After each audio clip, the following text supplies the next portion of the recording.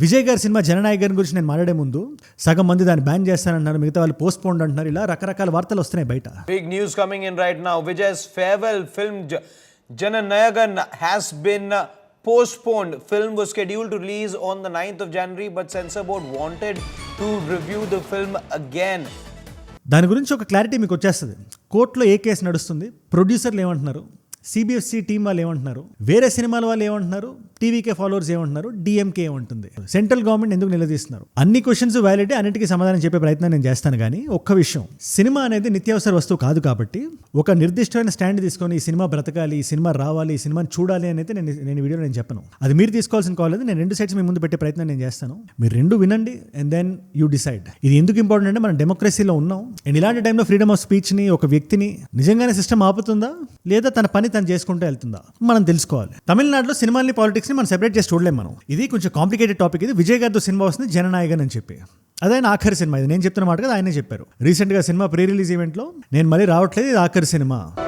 எனக்காக எல்லாத்தையும் விட்டு கொடுத்த என்னுடைய ரசிகர்களுக்காக நான் சினிமாவையே விட்டு கொடுக்கிறேன். నా జీవితంలో నెక్స్ట్ చాప్టర్ నేను పాలిటిక్స్ కి డెడికేట్ చేసేస్తున్నా అనే ఈ సినిమాని ఇప్పుడు ప్రస్తుతానికి పోస్ట్ పోన్ చేస్తున్నారా లేదా రిలీజ్ అవ్వకుండా చూస్తున్నారా? సినిమా అసలు వస్తుందా రాదా? ఎందుకంటే రేపు టెక్నికల్లీ ఇవాళ 9th రేపు సినిమా రిలీజ్. అది దీని వెనకాల అసలు ఏం నడిచింది, సిబిఎఫ్సి ఏమంటుంది, ఈ సినిమా ప్రొడ్యూసర్లు ఏమంటున్నారు, అన్నిటికన్నా ముఖ్యంగా జనాలు అండ్ విజయ్ గారి పార్టీ తరపున ఉండే ప్రజలు ఏం ఫీల్ అవుతున్నారు, ఇదంతా మనం ఆడే ప్రయత్నం చేద్దాం. అఫీషియల్ గా మనకు వచ్చిన డీటెయిల్స్ ని బట్టి ఇవాళ నేను వీడియో షూట్ చేస్తున్న టైం పోస్ట్ పోన్ అని చెప్పి వార్తలు వచ్చేస్తున్నాయి బయటికి, కోర్టు ఇలా చెప్పింది అని చెప్పి. అది ఎందుకంటే ఇప్పటిదాకా సిబిఎఫ్సి సర్టిఫికేట్ అనేది ఈ సినిమాకి రాలా. ప్రతి సినిమా ముందు మనం చూస్తాం కదా U/A సర్టిఫికేట్ ఇలాగా. అది భారతదేశంలో సినిమా థియేటర్లో రిలీజ్ చేయాలంటే అది మ్యాండేటరీ. ఇందులో మనలో చాలా మందికి తెలిసే విషయం. అండ్ చాలా సినిమాలకి, పెద్ద పెద్ద సినిమాలకి తత్కాల్ అని చెప్పి ఉంటుంది. 2 రోజుల ముందు 3 రోజుల ముందు ఇచ్చి కమిటీని వేయించుకొని కూర్చొని టక్కని సర్టిఫికేట్ వచ్చేలా చూసుకుంటారు. ఎందుకంటే లేట్గా షూటింగ్లు అవి అవుతుంటాయి. ఇంకా గట్టిగా మాడితే కొన్ని సినిమాలకి అయితే వారం ముందు కూడా సాంగ్ షూటింగ్ గట్రా జరుగుతుంటాయి. So it's a common practice. ఇప్పుడు ఈ సినిమాకి సర్టిఫికేట్ రాకపోవడంతో ఆ ప్రొడ్యూసర్లు వెళ్ళి హైకోర్టులో ఏం చెప్తున్నారు, మేము 500 కోట్లు పెట్టి సినిమా తీసాం, 5,000 స్క్రీన్స్లో రిలీజ్ అవబోతుంది ఈ సినిమా ప్రపంచవ్యాప్తంగా. మేము మీకు ఈ సినిమా తత్కాల్లో సర్టిఫికేషన్కి సబ్మిట్ చేసిన డేట్ ఇస్ December 18th, చాలా రోజుల క్రితం. మీరు మాకు 22వ రోజున U/A సర్టిఫికేట్ ఇచ్చారు. అలాంటిది 7వ తేదీకి కూడా మీరు మాకు సర్టిఫికేట్ ఇవ్వకపోతే ఎలా అనేది ప్రొడక్షన్ హౌస్ చెప్తుంటే మీరు మమ్మల్ని అడుగుతారండి. మా 5 మెంబర్ కమిటీలో ఒక వ్యక్తికి సినిమాలో కంప్లైంట్స్ కనబడ్డాయి, అందుకని రివిజన్ కమిటీ ఒకటి వేస్తున్నాం, దానికి 20 రోజులు టైం పట్టొచ్చు, ఇది రూల్స్ ప్రకారం మేము చేస్తున్నాం, మీరెవరు మమ్మల్ని క్వశ్చన్ చేయడానికి. ఇన్ఫాక్ట్ ఈ హైకోర్టు ఏదైతే ఉందో మమ్మల్ని మీకు సర్టిఫికేట్ ఇవ్వమని ప్రెజరైజ్ చేసినా కూడా మేము పై కోర్టుకి వెళ్ళి వాదిస్తాం. మేము ముఖ్యంగా జనాల సెంటిమెంట్స్ హర్ట్ అయ్యేలా ఉన్నాయని చెప్పి ఇటుపక్క వాళ్ళ వాదన. నేను రెండు సైడ్స్ నేను మాట్లాడతాను. నేను one is that it said that the film featured certain scenes which could potentially hurt the religious sentiments of one particular community. And ఏ పార్టీల మీద ఏ వాదోపవాదాలు ఉన్నాయి, విజయ్ గారి సినిమా నాపేద్దామని ఎవరు చూస్తున్నారని చెప్పి వీళ్ళు మాట్లాడుతున్నారు. ఇది మనం మాడుకునే ప్రయత్నం చేద్దాం. It's very very important. Time lines సహా మనం మాట్లాడదాం. తమిళనాడులో ఎలక్షన్స్ వస్తున్నాయి ఈ సంవత్సరమే. ఆ ఎలక్షన్ ఫీవర్ ఈ సినిమాల మీద ఎంతవరకు పడబోతుంది? ఎందుకంటే చాలా వరకు సినిమాలు ఇలాగే పొలిటికల్ ప్రెషర్స్ వల్ల ఆగిపోయి రిలీజ్ కాకుండా ఉన్న సినిమాలు కూడా ఉన్నాయి. అందులో ఈ సినిమా కూడా ఉండబోతుందా లేదా మనకి సమయం సమాధానం చెప్తుంది. బట్ దానికన్నా ముందు ఈ పాయింట్ దాకా రావడానికి ఏ కారణాలు ఉన్నాయి, ఎవరెవరు ఏ విధంగా ఆపారు, అండ్ ఆపడానికి వాళ్ళు చెప్తున్న రీజన్ సబబేనా, మన తెలుగు కల్చరల్ కాంటెక్స్ట్ లో కూడా మనం దీన్ని పరిశీలించే ప్రయత్నం చేద్దాం. అండ్ ఇలాంటి వీడియో నా సైడ్ నుంచి మీకు రోజు ఒకటి వస్తుంది, ఎవ్రీ సింగిల్ డే.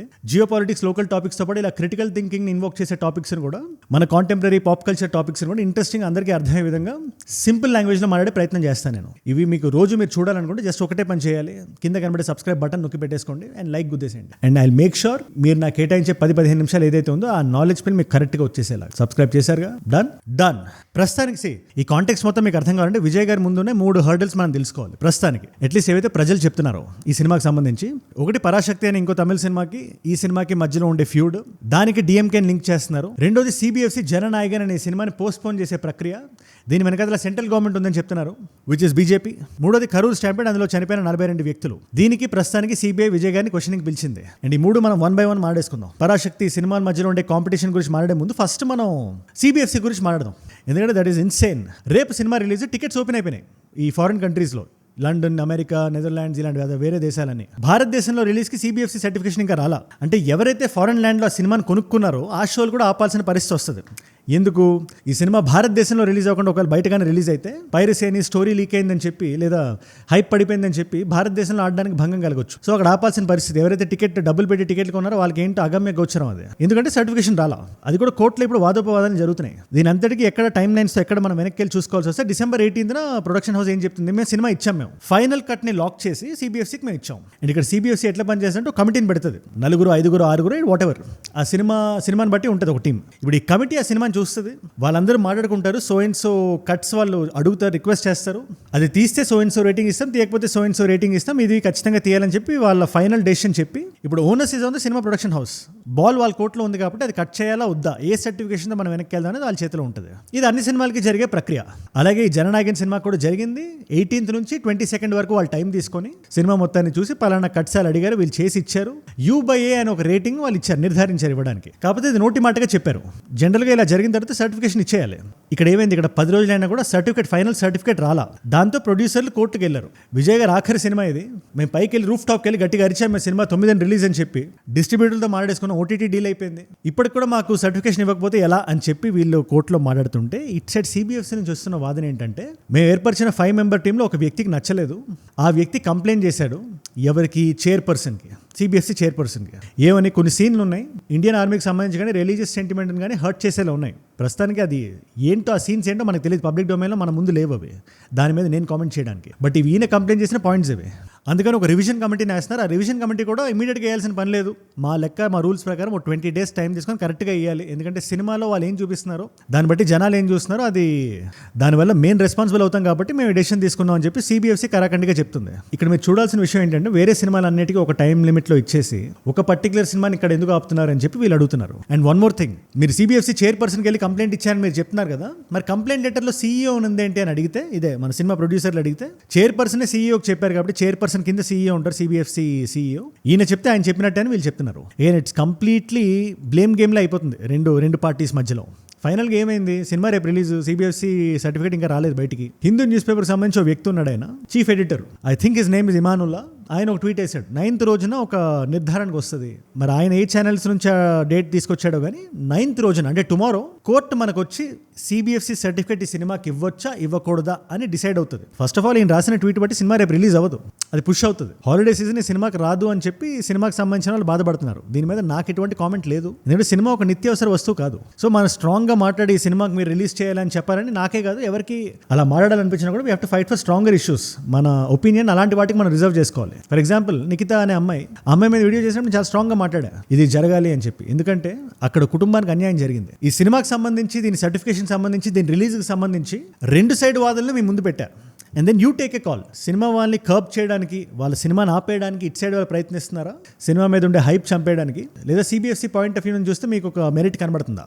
ఎనీథింగ్. నేనైతే ఒకటే నమ్ముతా, విజయ్ గారైనా లేకపోతే ఏ పార్టీకి సంబంధించిన వ్యక్తి అయినా కూడా సినిమా తీసినప్పుడు ఆ సినిమాని ఎంటర్టైన్మెంట్ మాధ్యమంగానే మనం చూడాలి. దాంట్లో మనం ఏమైనా పాలిటిక్స్ పెట్టి, పొలిటికల్ డైలాగ్స్ పెడితే ఒక రెగ్యులర్ ఫిల్మ్ వ్యూయింగ్ ఎక్స్పీరియన్స్ మనం ఖరాబ్ చేస్తున్నట్టు అవుతుంది. అది ఒకటే నేను భావిస్తాను. నేను విజయ్ గారు ఆఖరి సినిమా, అది తెలుగు సినిమా రీమేక్ అని విన్నా నేను, బాలకృష్ణ గారిది. అందుకని మన తెలుగులో మనకు ఆ హీట్ అర్థం కావట్లేదు, కానీ తమిళనాడులో చాలా హీట్ ఉంది ఆ సినిమాని చూడడానికి. ఎనీవేస్, సిబిఎఫ్సికి సంబంధించి అయితే జరుగుతున్నది ఇది. ఇప్పుడు రెండో దానికి వద్దాం, ఈ పరాశక్తి అనే సినిమా. అండ్ ఏదైతే తమిళనాడులో రూలింగ్ పార్టీ ఉందో ఆ పార్టీ చేస్తున్న కాన్స్పిరసీ అని చెప్పి టీవీకే పార్టీ వాళ్ళు ఎలెక్ట్ చేస్తున్నారు. అదేంటది, సడన్ గా 14th రిలీజ్ పెట్టుకున్న సినిమా ప్రీపోన్ చేసుకుని 10th రావడం ఏంటి, విజయ్ గారి సినిమాకి 1 day బ్రీతింగ్ స్పేస్ రావడం ఏంటి, థియేటర్లో సగంగా చీలిపోవడం ఏంటి, మా హీరో ఆఖరి సినిమా కదా ఇది, అలాంటి దగ్గర పాలిటిక్స్ ఏంటి అని DMK అని అడుగుతున్నారు. ఎందుకంటే ఉదయనిధి స్టాలిన్ గారు ఎవరైతే ఉన్నారో మోస్ట్ ఆఫ్ ద డిస్ట్రిబ్యూషన్ ఆయన సర్కిట్లోనే ఉంటుంది. ఆయన డైరెక్ట్గా చేసినా, ప్రత్యక్షంగా పరోక్షంగా ఎలా చేసినా కూడా he's very actively involved in movie distribution. Tamil Nadu మొత్తం పెద్ద పెద్ద సినిమాలు, విక్రమ్ లాంటి సినిమాలు కూడా ఆయనే చేశారు డైరెక్ట్గా.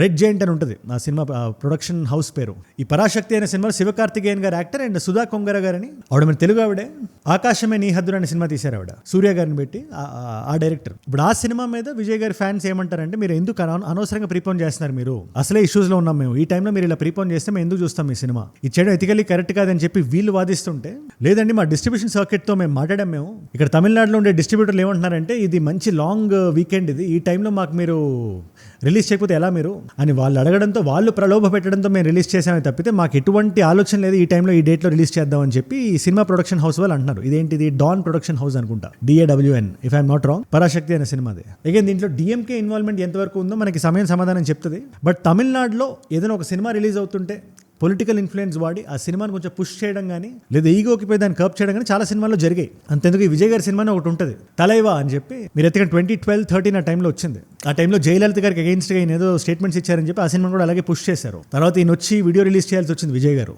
స్లోగా రిలీజ్ అయింది ఆ సినిమా. కాకపోతే ఆ సినిమా రిలీజ్ అయ్యే టైంకి ఆ సినిమా మీద ఉండే హైప్ ఏదైతే ఉందో బాగా తగ్గిపోయింది. అది ఏదైనా సినిమాకి హైప్ అనేది చాలా ఇంపార్టెంట్. ఫర్ ఎగ్జాంపుల్ మన సంక్రాంతికి వీఆర్ గెటింగ్ ప్రభాస్ గారి సినిమా ఒకటి ఉంది, చిరంజీవి గారి సినిమా ఉంది, ఇంకో 2 సినిమాలు కూడా ఉన్నాయి.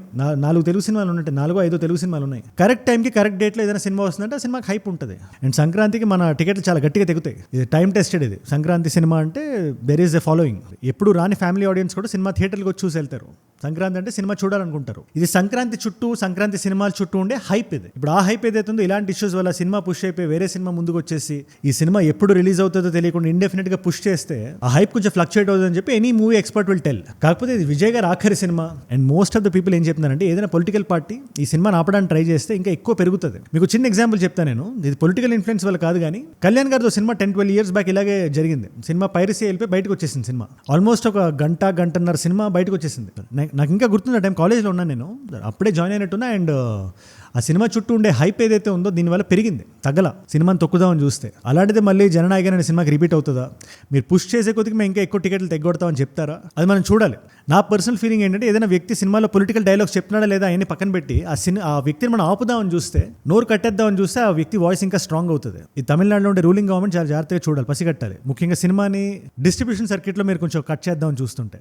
ఇకపోతే మూడోది కరూర్ స్టాంపేడ్ కేసులో ఇదే టైంలో సినిమా 9th రిలీజ్ అయితే 12th రోజున విజయ్ గారిని పిలిచారు. దేనికి? అది క్వశ్చనింగ్కి. కరూర్ గురించి కూడా మనం మాట్లాడాం. మనం 3-4 months అనమాట, 3 months అయినట్టుంది జరిగి. అక్టోబర్లో జరిగింది.